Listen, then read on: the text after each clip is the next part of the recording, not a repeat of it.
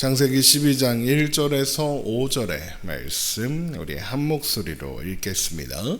여호와께서 아브람에게 이르시되 너는 너의 고향과 친척과 아버지의 집을 떠나 내가 내게 보여줄 땅으로 가라. 내가 너로 큰 민족을 이루고 내게 복을 주어 내 이름을 창대하게 하리니 너는 복이 될지라. 너를 축복하는 자에게는 내가 복을 내리고 너를 저주하는 자에게는 내가 저주하리니 땅의 모든 족속이 너로 말미암아 복을 얻을 것이라 하신지라. 이에 아브라함이 여호와의 말씀을 따라갔고 롯도 그와 함께 갔으며 아람이 하란을 떠날 때에 75세였더라. 아브라함이 그의 아내 사레와 조카 롯과 하란에서 모은 모든 소유와 얻은 사람들을 이끌고 가나안 땅으로 가려고 떠나서 마침내 가나안 땅에 들어갔더라. 아멘. 오늘부터 아브라함의 이야기를 살펴보게 됩니다. 우리는 아브라함 그러면 제일 먼저 믿음의 조상이 떠오르고 믿음으로 본토 친척 아비집을 떠난 사람이며 가장 소중한 아들인 이삭도 기꺼이 하나님 앞에 바칠 수 있는 그런 믿음의 사람이라는 이미지가 떠오릅니다. 우리가 보기에 아브라함이 고향과 친척 아비집을 떠나 가나안으로 간 것과 이삭을 바친 사건 두 가지를 함께 생각할 때 별 차이가 없습니다. 믿음으로 본토 친척 아비집을 떠났으니 그렇게 가나안으로 갔던 아브라함이니까 이삭을 바치라 하실 때도 바칠 수 있는 그런 사람이 되었겠지라고 쉽게 생각한단 말입니다. 그런데 그러다 보니 믿음의 조상 아브라함 그렇게 생각하면 솔직히 좀 기가 죽는 것도 사실입니다. 우리의 믿음을 아브라함의 그런 믿음과 비교하자면 진짜 별것 아닌 것처럼 보일 수 있기 때문입니다. 내 믿음은 가짜인가? 나는 아브라함처럼 못할 것 같은데 이런 생각이 든다는 겁니다. 그런데 우리는 근본적인 질문을 해야 합니다. 정말로 아브라함은 진짜로 믿음으로 갈대아 땅을 떠난 게 맞는가?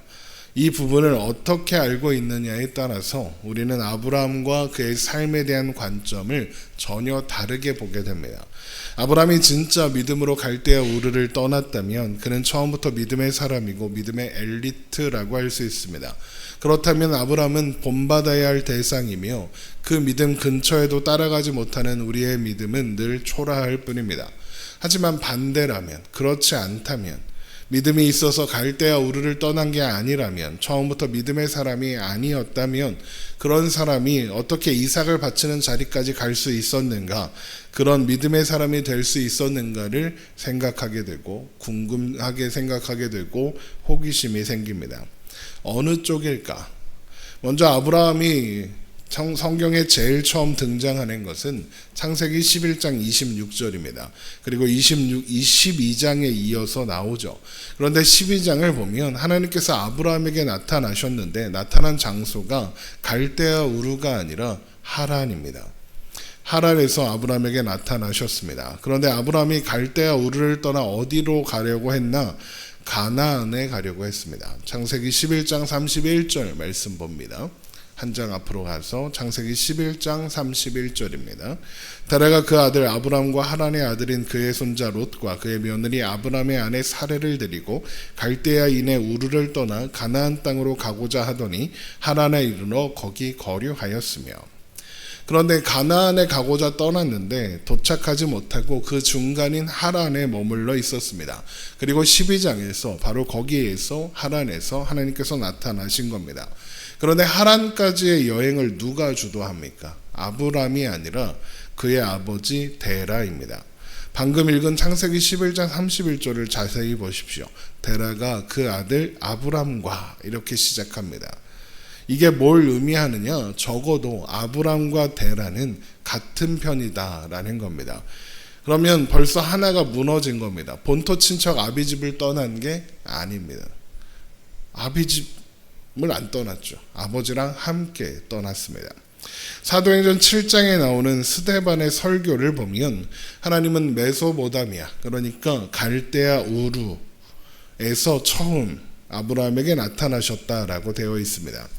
창세기에서는 하란에서 아브라함에 처음 말씀하시는 것 같지만 실제로는 갈대아 우르 땅에서 아브라함에게 나타나셨다는 겁니다.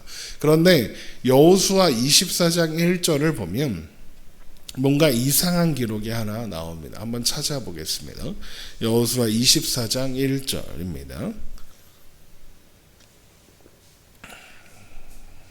여호수아서 24장 1절 말씀.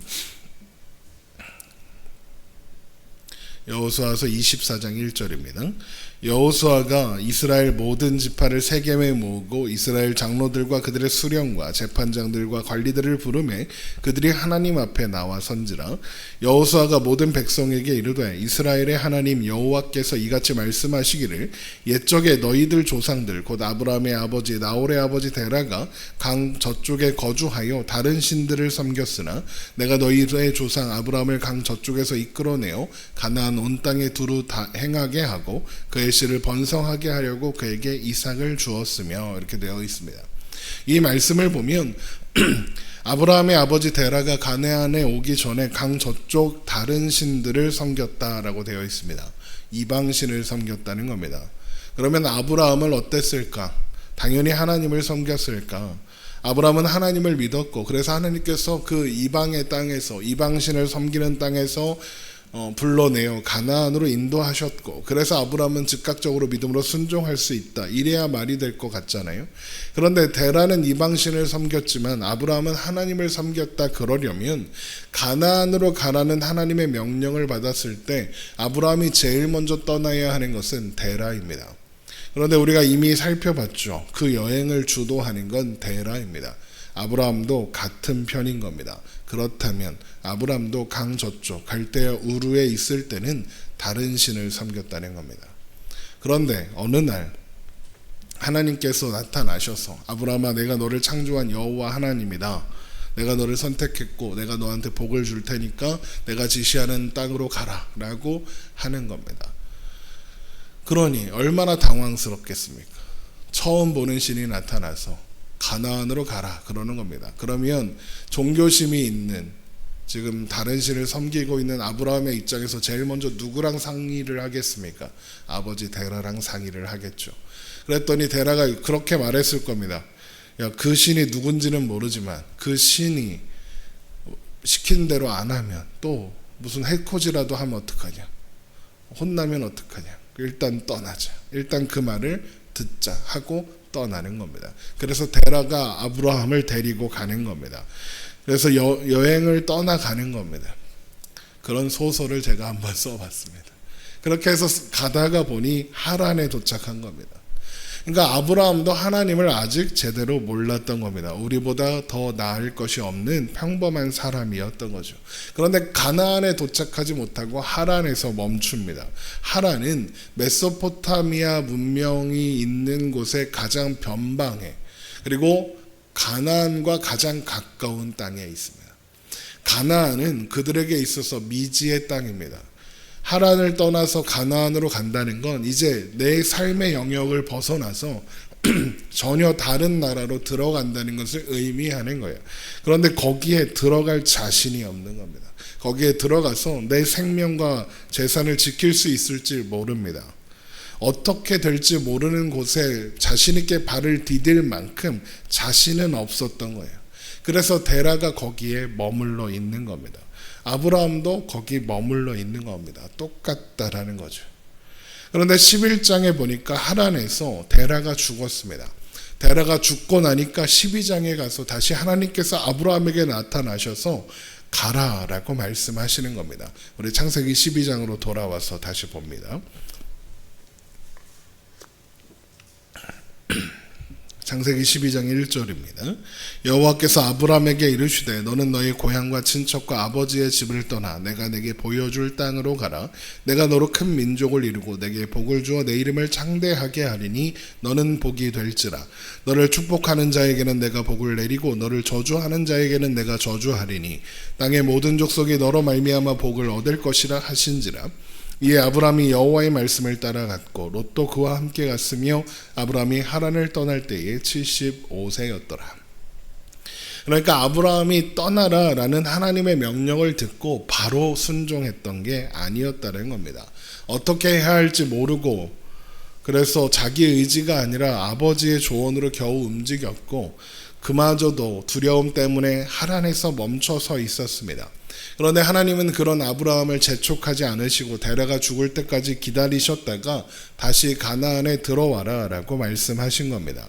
그러니까 하나님은 아브라함을 하란까지 밀어내셨고 이제 하란에서 가나안으로 밀어 넣으시는 겁니다. 믿음이 있어서 갈대아 우르를 떠난 게 아니고 믿음이 있어서 하란을 떠나 가나안으로 가는 게 아니라는 겁니다. 그래서 12장 5절에 창세기 12장 5절에 아브라함이 그의 아내 사레와 조카 롯과 하란에서 모든 소유와 얻은 사람들을 이끌고 가나안으로 가려고 떠나서 마침내 가나안 땅에 들어갔더라 그러는 겁니다. 마침내 들어갑니다. 하나님 쪽에서의 마침내입니다. 하나님께서 아브라함을 갈대아 우르에서 가나안까지 마침내 이끌어 들어오셨다입니다. 하나님께서 그렇게 이끌어 오셨다라는 얘기입니다. 우리가 살아가는 이 자리, 우리가 살아가는 우리에게 있는 믿음, 우리가 받은 구원도 다 하나님의 그런 인도하심 가운데 있기 때문에 그렇습니다. 우리를 구원하시려는 하나님의 인도 앞에서 우리가 무엇을 했겠습니까? 아브라함처럼 의심하고 대들고 원망했습니다. 그런 우리를 하나님께서 설득해서 지금의 자리까지 데리고 오시는 겁니다. 아브라함이 마침내 가나안에 들어가게 되는 것처럼 우리도 그렇게 마침내 구원을 받는 겁니다. 아브라함은 그런 것을 우리에게 가르쳐 주려고 등장하는 사람인 겁니다. 그래서 하나님께서 아브라함에게 가나안으로 가라고 하시면서 이렇게 말씀하시는 겁니다. 창세기 12장 2절입니다. 내가 너로 큰 민족을 이루고 내가 내게 복을 주어 내 이름을 창대하게 하리니 너는 복이 될지라입니다. 이 말씀에서 계속 반복되는 말이 있죠. 내가 너로, 내가 내게, 내가 내 이름을입니다. 내가 한다입니다. 네가 되어라. 네가 이렇게 해야 한다. 네가 믿음의 사람이 되어라. 믿음으로 살아라. 네가 될지라 라고 하지 않으시고 내가 그렇게 되게 하겠다라고 말씀하시는 겁니다. 그리고 그것이 우리의 존재입니다. 우리는 되는 존재입니다. 하나님이 만들어 가신 존재입니다. 아브라함의 생애는 하나님이 우리를 어떤 방식으로 이끌어 가시는지를 보여주는 것이죠.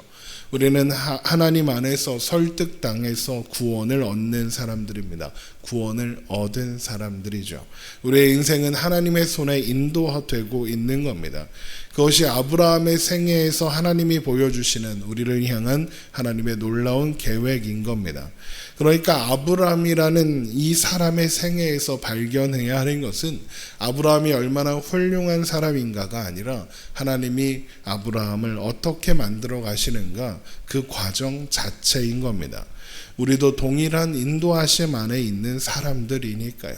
우리도 그렇게 하나님의 설득과 인도로 이 자리까지 온 것이고 결국에는 우리도 이삭을 바치는 믿음의 수준에까지 인도함을 받게 되는 겁니다.